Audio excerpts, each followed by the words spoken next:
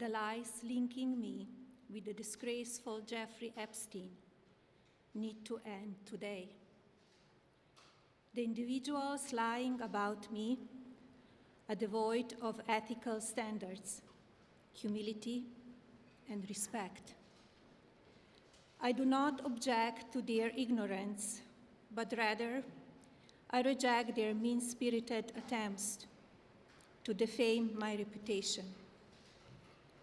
I never been friends with Epstein.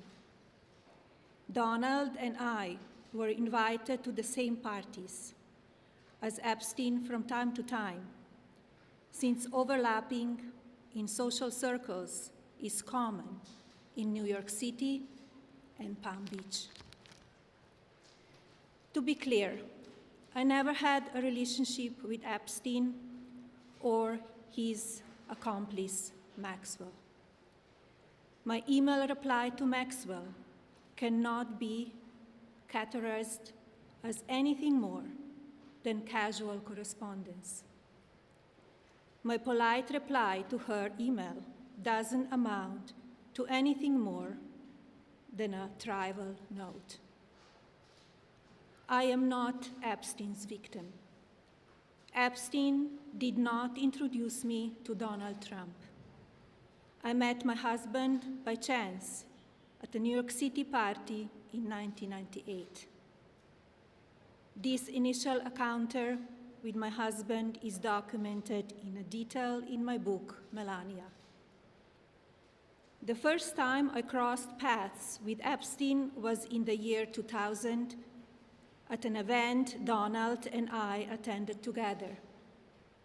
At the time, I had never met Epstein and had no knowledge of his criminal undertakings. Numerous fake images and statements about Epstein and me have been circulating on social media for years now. Be cautious about what you believe. These images and stories are completely false. I'm not a witness or a named witness in connection with any of Epstein's crimes. My name has never appeared in court documents, depositions, victim statements, or FBI interviews surrounding the Epstein matter. I have never had any knowledge of Epstein's abuse of his victims. I was never involved in any capacity. I was not a participant, was never on Epstein's plane, and never visited his private island.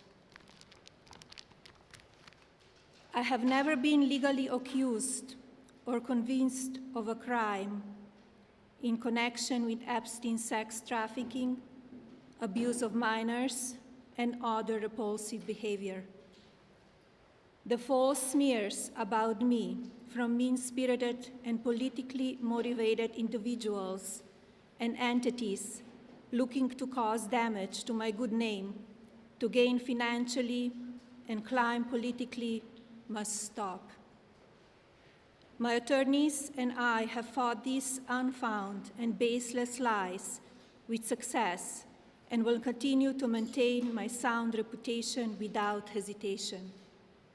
To date, several individuals and companies have been legally obligated to publicly apologize and retract their lies about me, such as Daily Beast, James Carville, and HarperCollins, UK. Now is the time for Congress to act. Epstein was not alone. Several prominent male executives resigned from their powerful positions after this matter became widely politicized.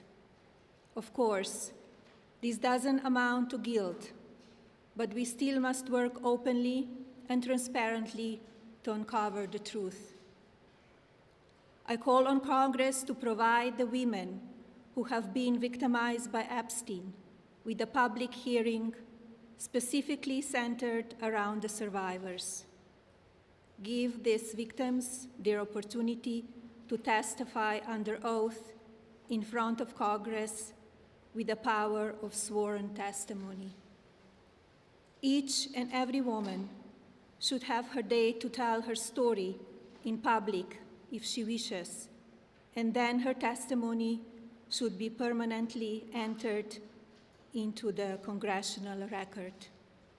Then, and only then, we will have the truth.